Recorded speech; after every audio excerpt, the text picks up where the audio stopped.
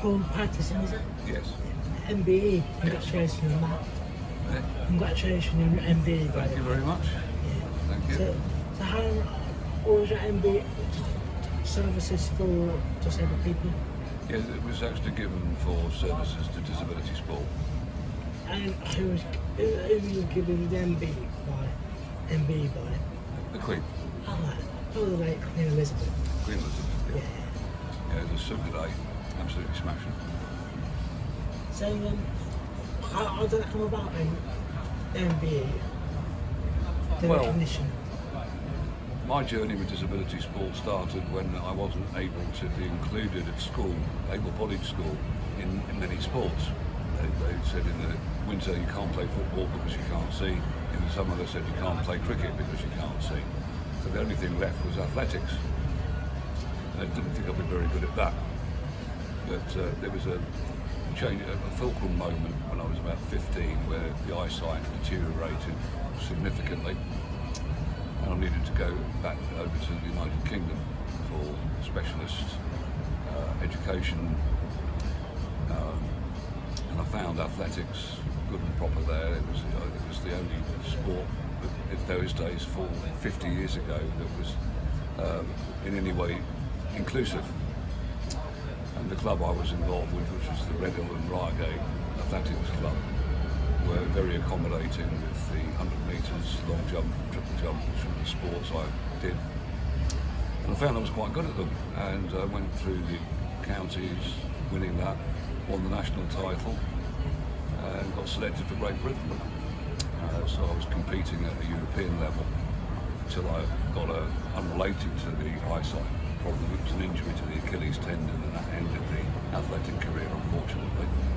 So I returned to Jersey and wondered what was on offer in Jersey, and found there was nothing at all for disabled people, really. So that's how JSED started. There was a few like-minded people. We gathered together and then just started doing some sports, and more people became interested, and so the organisation organically just grew and grew and grew. So we finished up hosting our own version of the Island Games, if you like, for many years, where up to 20 sports were operated in one weekend. And we've specialised as well. Our ethos is to give everybody with a disability in Jersey the opportunity to take part in some form of sport. We applaud and celebrate participation mainly, but obviously if somebody's good enough, we'll encourage them to get the performance training they need and the competition exposure at a higher level. And we've been very successful in that department, particularly with special gymnastics. We've had our athletes representing Great Britain at the last 5 World Games, and on each occasion one of our gymnasts is podium, normally gold. So we've got a very high standard of gymnastics. Not the only sport, we've got a very decent wheelchair tennis player. The problem with the island is that he's the only person that plays wheelchair tennis. So we do have to have a lot of improvisation. Likewise, with our wheelchair basketball sport, there's very few people in a wheelchair that actually are able to play the sport. So we have a significant amount of able-bodied people who actually volunteer to help, and it keeps the sport going. In fact, we've been operating wheelchair basketball for nearly 35 years. So that really, in a nutshell, is what we do. Yeah. And so, I don't know what else, the Jersey Sports Association for the Disabled was 39 years ago, in 1985. So how was it formed? Well, as I mentioned to you, there was a few like-minded people. So we drew up a constitution just to make sure we were all properly structured. You know, chairmen, vice chairmen, secretary, treasurer. And as we started to introduce sports, quite often member driven. A member would come along and do one sport, perhaps not like it, and then we would find another sport. Then we became aware that there was lots of new initiatives, and one of the sports that I know you're good at, you excel at in fact, is bocce. And we introduced that into Jersey in the early 90s, and that was a real success. We still play that sport today, and it's great because we can play that at all levels and all disability groups. So we have some of our volunteers that go into the care homes to introduce that as an afternoon sport, right the way up to almost competition level. And we've got a lot of people that play pétanque here as well. It's a sort of a French influence on the island, so they play that in the summer months. So yeah, so it's just as people started to form clubs, for example, the Special Gymnastics Club formed, came under our umbrella. They can be independent, but when we come together as a group, it will be for fundraising opportunities. If we need to do any lobbying at government level, that's the kind of thing that we do. And last year, actually, I had something of a surprise. I went on a few days holiday, and when I got back, there was an email from British Gymnastics waiting for me, congratulating me on being nominated for the National Inclusion Champion. I had no idea that was coming. To be nominated was very much an honour. They had a panel of experts that decided that the work I was doing here with the association was worthy of actually awarding me the National Championship for inclusion. And some of the criteria that they actually judged it on was all to do with the way we engage with government to influence in a positive way more support for disability sport, whether that be facilities or funding, a non-controversial collaborative approach seems to work better than banging the drum. And what sports was that at the beginning? Is there any other sports that have just been introduced here? Well, we started off with, one of our first sports was learning disabilities football. There seemed to be quite a lot of interest in that, and there still is. Followed very quickly by wheelchair basketball, a whole host of multi-sports inside a gymnasium then followed, right the way up to new sports that we started just before the pandemic through the Lord's Tavern as they introduced table cricket to us. Great fun. So we have a whole multitude of sports, and they're all featured on our website, which is jsed.eu. And so there's, am I right, you might want to clarify about this, but am I right in saying that's not many disabled people in Jersey? Quite a few. There's a lot of disabled people in Jersey. Okay. We have quite a large and active community with learning difficulties, a number of different sets of physical disability groups. Yes, we do have quite a significant amount. I think one of the government statistics suggests something like 1/3 of the population in Jersey can believe to have one form of disability or another. So that's quite a significant amount. But if you take that nationally, that's much the same, I should think. And is it just people within Jersey that take part? Yes. Or do you get people coming in from People coming UK? on holiday or whatever, they're welcome to take part in some sport. In fact, there has happened. And we go over to the UK, and then when we go over to the UK, we meet teams and individuals and get on with them, so they come back to us for some sport. So it's great. And we've now got a lovely new hotel facility that is run by a charity. The Lord's, no, it's not the Taverners, the Lions Club of Jersey. And it's a purpose-built hotel. I think it's 28 rooms, which are all specifically designed for people with a disability. That's great, so we can actually invite more people over there that've got a disability and they've got a nice hotel to go to at the end of the day sport.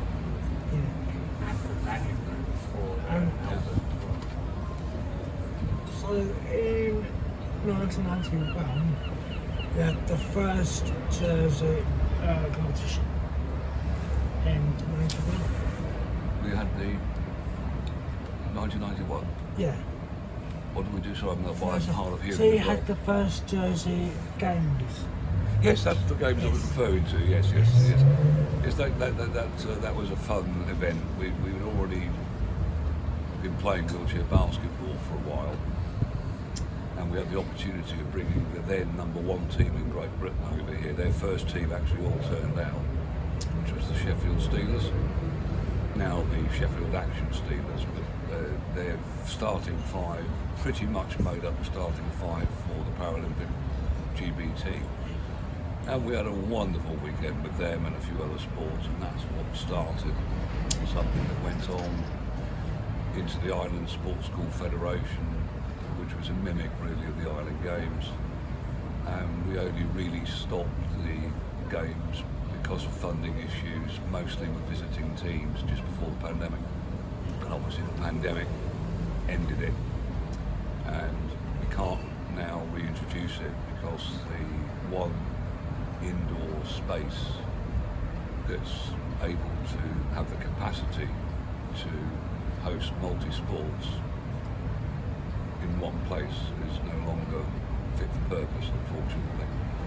So the government are looking at all sorts of new initiatives to develop better facilities. But until that happens, we won't be able to welcome a large group of teams back to the island. But it doesn't stop us having individual competitions. Okay.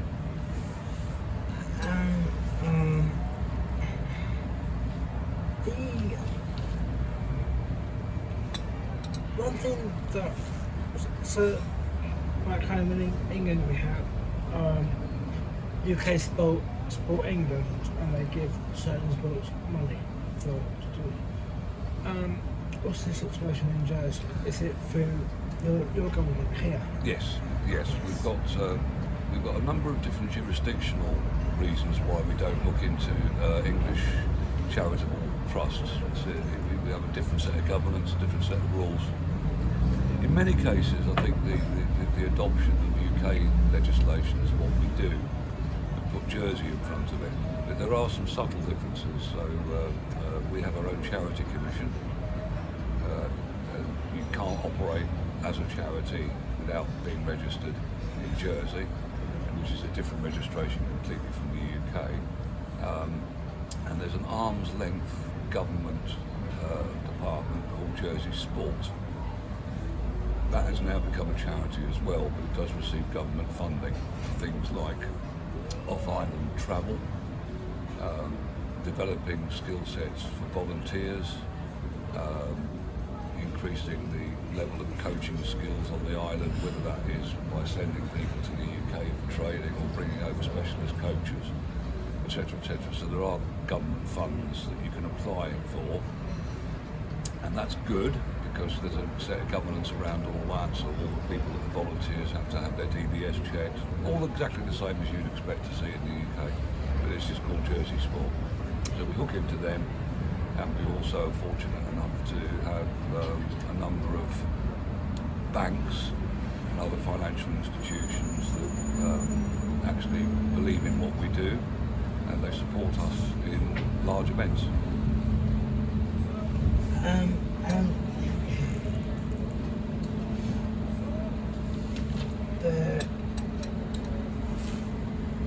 So you're a voluntary group of people in your organisation? Yes. It's mainly disabled, isn't it? The team. The team that run JSAD are a multitude of different people.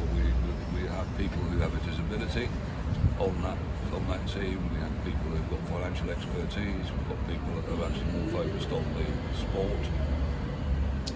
Every single one of them is a volunteer. In fact, we did I churn this out every year and add a few numbers on it. The collective amount of volunteer years that are on that General Committee of JSAD exceeds 300 years voluntary service, which is incredible. So there's been a lot of people on that committee community that have been there almost as long as I have. So you're looking at 35 plus years, some of them. So we've got a great team in regard to all knowing how each other tick. You know, we're almost able to know what the other one's thinking when it comes to a disabled sports event. I think it's fair to say. Yeah. And do you have an Island Games scenario with Guernsey, Isle of Man, the other islands as well? As I mentioned, we went through a phase of having a thing called the Island Sports School Federation. When the main Island Games was first thought about, mostly in the Isle of Man, it was realised early on that none of the islands participating had the capability or capacity to actually have a parallel games. One of the things I mentioned earlier was the fact we've only just really got a dedicated hotel for people with a disability, and that's 28 rooms. If you weren't having a parallel Island Games, you would need an awful lot more accommodation for people with a disability, which none of the islands that are taking part have the capacity for. So we decided that the Isle of Man would host the first Island Sports School Federation. That's primarily for people with a learning difficulty. And that was a great success. We had island representation from as far north as Orkney and Shetland, and as far south as Malta. And it was great fun when we were able to tell our Jersey team, your next trip's going to be to Malta. Oh, it was a great week. That everyone really thought they were the top athletes, you know, really. And unfortunately, that organisation, just through funding, some of the other islands started to struggle with their local education authorities not being able to fund them anymore, etc., etc. And the people that were actually on the committee, as we all do, age. So that just sort of fizzled out. And I just thought this question up actually when you were talking. Has there been anyone from Jersey that have gone on to appear in the Paralympics? Have you had any? No. I get asked every 4 years.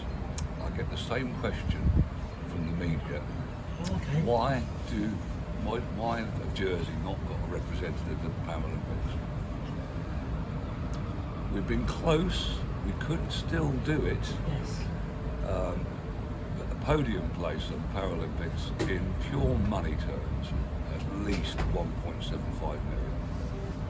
And it also means that the athlete choosing to do their sport would have to leave Jersey, because the amount of travel, the cost of travel week in, week out, would be significant.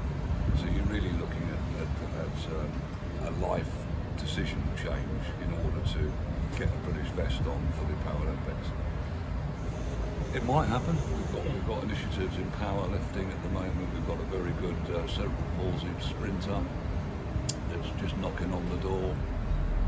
With golf, yes, golf. We've got a very good golfer with multiple disabilities. And knocking on the door, we had one wheelchair tennis player that very nearly made it. So we're not that far away, but I'm going to get asked that question very, very soon. And I'm afraid I'll have to say exactly the same thing that I just said to you. Yeah. Would it be under Jersey or would it be under Team GB? It would be Team GB. Or Team GB? Yeah. So you don't have your own Jersey? No. British Island? Not at that level, but interestingly, at the Commonwealth Games level, we do. Yeah. That's an interesting point, but no, it would be Team GB. Yeah. Okay. Yeah. Good. Yeah. And if you don't mind me asking, you're visually impaired. You're not fully, Registered blind. Oh yeah, so you're not fully 100%. Oh no, I've only got 2% vision in one eye. Okay. And you probably gathered I'm nearly completely deaf as well now. Well, I'm deaf as well. Well, that's good then. Yeah. I just kept looking at your lips the entire time. So, I can't see to do that. Oh dear, that's why I got my dog. yes, that's why you've got the dog here. Hello. Immediately up with the hand. So you're skipper of the bocce team for England, are you? Sorry. Are you the bocce's skipper? Yeah, I did actually email them. I'll try to email them again. Nothing, unfortunately. It would have been nice to sort of see how they do it. So, unfortunately, we're going similar to Watch England and Watch UK. So, So where are you staying? sorry. Where are you staying on? I'm staying at the Primo Inn. Oh yeah, The Bath Street. Bath Street, right? Yeah. And how do you find It's it? still to that rundown, closed, to cinema. That's it. Still used. And how do you find the disability access in there? Yeah. It's okay, is it? Yeah, it's very good. Yeah, but I have, yeah, I did actually find some of the stuff not fully accessible here. Okay. You know, I went to the Parsons, the one on the east side. I can't remember. It's got a Finnish name and an English name. I'll have to look it up. But you can see France in the distance. Okay. I can't remember the name of it. I'll go to Google in a minute. Gorey Castle, was it? Yes, that's it. Montague. Yes, that's right, yeah. And Steps. yeah, I had to go on the grass. I looked down and thought, yeah, it's money. It's been raining. Came back with a load of mucky tyres at the end of it. You do. Yeah, definitely. Yeah. Well, it's a pity that you're not, you know, when you first emailed me, it's a pity that you're not here for the Monday night because we would love you to see the wheelchair basketball set up. We do play bocce as well on a Thursday, but it just wasn't going to be practical. this time. And the tennis, table, cricket stuff. Yes, that's right. Yeah. Thursday as well. Is there any sports that you want to see come to Jersey? Sports that you don't currently have? There's been some rumbles about wheelchair rugby. Oh yeah, notable. Yeah, I think my problem with it is the kit's different, the wheelchairs are different. Yeah. We've got It a costs big a lot of money as well. Yeah, we've got a wheelchair stock, Yeah. a very big wheelchair stock, but it's all basketball. Big chunky ones. That's right. You Yeah. need tanks, really. Oh yeah. Back to the reference before about Jersey being an island, we have really limited space to store things. Obviously over here property is massively expensive. Thing like me living in Southampton. So there's no way. We have to store everything offshore. Does Brexit have any impact over here? Boccia. As Brexit. Brexit. Well, Brexit. Yes. Uh, Or do you not vote here? No, we had no vote in that. We were always considered to be ex-Europe anyway. Okay. Still are. So when English people were able to go across to France without any border controls and all the rest of it, we still had to. We still needed to take our passports. That's still the same. And obviously the effects of Brexit in terms of transportation costs to the island has had a significant bearing. And, you know, our cost of living crisis is, dare I suggest, worse than England's. The inflation rate here is still 12+%.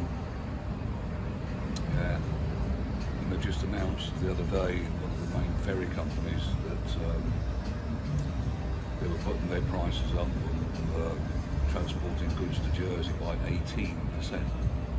So that's going to get passed straight into the retail chain. So we've got that to come. All the utility companies have increased their charges between 12 and 15% at the beginning of this year. So they're, in addition to the very high price of property, you find the cost of living shopping basket significantly more than the UK is. So. And how do you see the organisation grow in the next few years? Is there any sort of ideal plan or Well, it's interesting because I'm just about to actually retire. Yes, indeed, from JSD. There's a time when everyone's got to go, and I want to be able to hand it over while I'm still in some sort of reasonable condition. So within the next 3 months, I'll be stepping back. But the team that's there will continue to champion the causes that we originally set up. But what we have found is we thought it might take 10 years. It's taken nearly 40 to do this.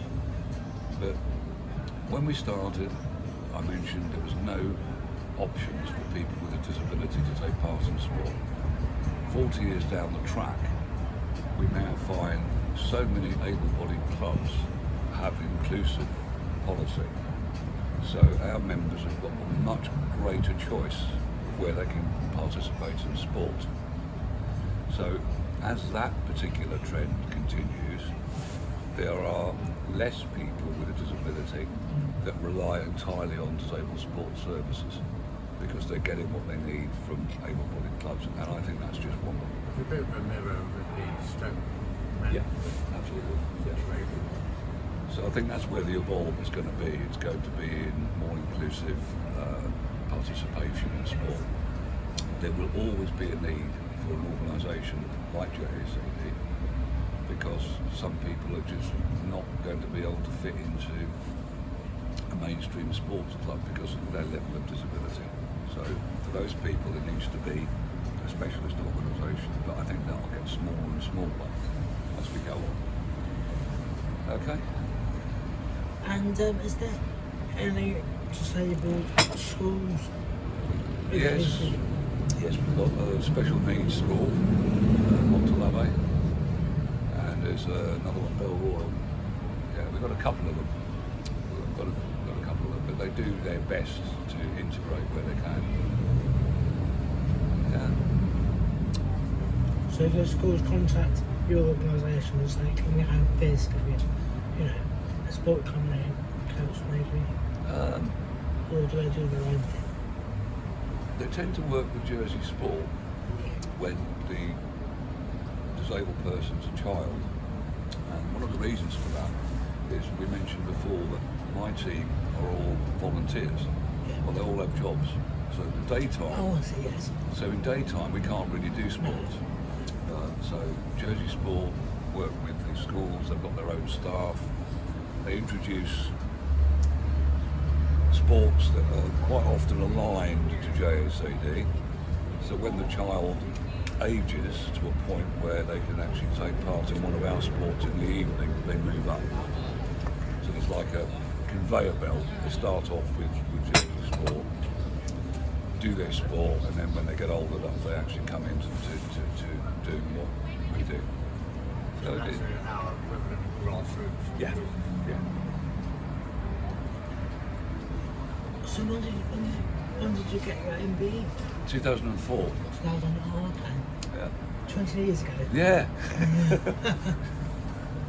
How did you find the day? You obviously went by going. Did you go up to London? Buckingham Palace? We went to London the night before. A good day. It was fabulous. It's a little funny story actually. It's not the sort of story you can tell today. You can't tell that story today because it wouldn't be funny. Quite the opposite. But we went over to London, my wife, my son, myself. With anything in Jersey, you've got to go the day before. You can never rely on transport on the day. So we stayed in the hotel and we decided we'd have a little wander down to Buckingham Palace. And we were interested to see whether or not because in those days you didn't know which royal was going to present you with your award. And I really wanted it to be Her Majesty the Queen. No disrespect to anybody else in the royal family, but that was what I... And the only way of telling is if you look at the top of Buckingham Palace's roof, if the flag's up, So we went there, and obviously I can't see. My wife's got a visual impairment as well, so she couldn't see. My son wasn't sure whether we could see the flag or not, or whether it was the right flag. So we asked the security guy that was the other side of Buckingham Palace gate whether or not the Royal Ensign was flying. And he said, no. He said, Their Majesty's not there today, the Duke's not there, they're at Windsor. But the good news is you're going to get presented with your medal by Jimmy Savile.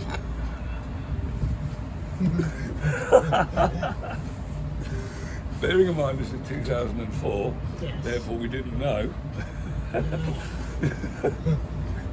Anyway, as it happens, he was joking, and it was Her Majesty's. And on the day, I got separated from Dorothy and Nick by this Buckingham Palace page. I didn't have a guide dog in those days, so they knew I couldn't see very well, so he sort of acted as a guide, which was wonderful because he was able to take me through all the picture galleries and describe to me the pictures and the various ornaments and everything. It was really good. It was really good, yeah. Did you and the Queen have a little chat? Yeah, yes, yeah. But for you, because I've seen the Queen on video, but she doesn't know anyone. Oh, she So does. she was always asking who and what you She was briefed well enough. She asked me straight away whether or not how we were getting on with. We collaborated with, amongst others, Sebastian Coe over the London bid for 2012, specifically on the power side of it. And that bid was in progress when I was actually at the palace, and she was quite keen to know how that was going on. And it was one wonderful line. She said to me, if you need any help, just let me know. And I just thought that was, that's quite an ace up your sleeve, isn't it? Well, £1 million, please. Your head's on the money, give it. Yeah, that was good. 15 minutes. Yeah, okay. Prior to today, I looked at YouTube and saw your YouTube article on Para Legacy. So when I go up on Monday, I'll pass the link to other people. It's a very good description with Dr. more the follow through all the way. Goodwood. Yeah. Yeah. I thought that was very interesting, nicely done. We used to go up to the old Para, the Stoke Manor, Yes, when we first started the wheelchair basketball. Yeah, they did. And, Back in 48. not quite that far. Well, no, I had archery, I had netball, which was very strong, basketball. Just running a bit late. It's where wheel power's placed, isn't it? Yes. Yeah. They're all in the same building now. That's right. And they've got the National Paralympic Heritage on site as well. Well, as it happens, I was talking to Grant Wilson a couple of days ago. He's the new man at British Wheelchair. Grant Wilson. He's the new man at British Wheelchair Basketball. And we got a collaborative going on a possible new island connection. He's got together island communities from the British Isles who play wheelchair basketball, and he's looking to actually host a non-classification event later this year, possibly November, at Stoke Mandeville. So we'll see how that goes. Yeah. Yeah, but it's great. They've still got the old huts, they've got about 3 of them still there. And I remember being going on those years ago for shooting. Yeah, perfect. There was space on Bloody Quite awful. rudimentary. Oh, bloody awful. Awful.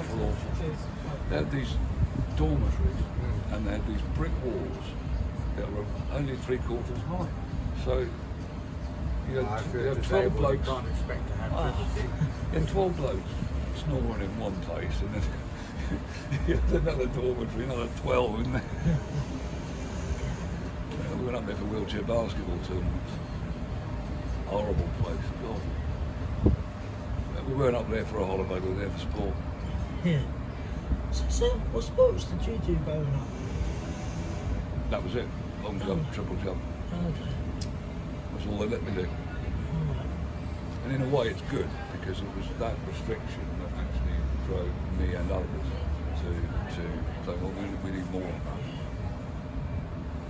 Yeah. So you've led the way. We've trailblazed it. Yes. Yeah. It's not me, it's we. Okay, I might have been the head of the organisation for a long, long time, but bloody hell, I couldn't have done it without these guys. Yeah. Well, congratulations on everything you've done. Congratulations on everything you've done. Thank you very much. And have a great retirement when the time comes. Yeah, good. So, Yeah, we'll stay in touch. Thank you. It's been a pleasure.